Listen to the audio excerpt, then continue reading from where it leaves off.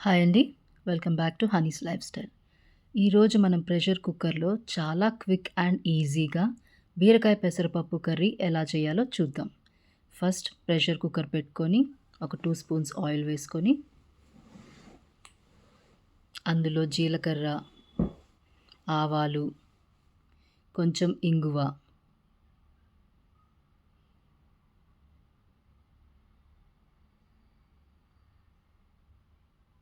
వేసి ఫ్రై చేయాలి. అది కాస్త వేగాక పచ్చిమిరపకాయలు,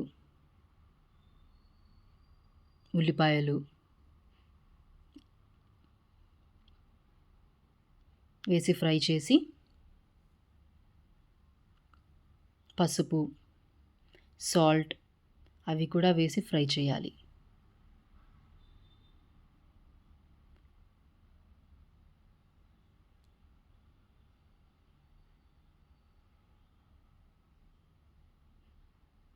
దాని తర్వాత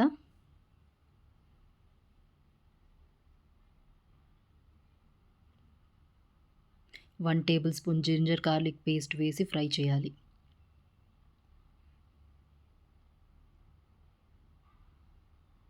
ఇది కాస్త వేగిన తరువాత మనం తీసుకున్న 1 కప్ బీరకాయ ముక్కలు వేసి ఫ్రై చేయాలి.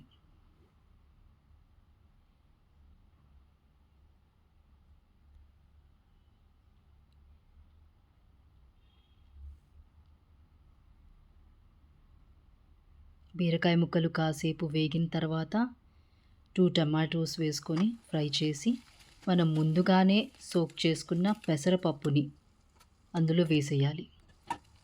అది వేగిన తర్వాత 2 స్పూన్స్ కారం వేసి ఫ్రై చేసి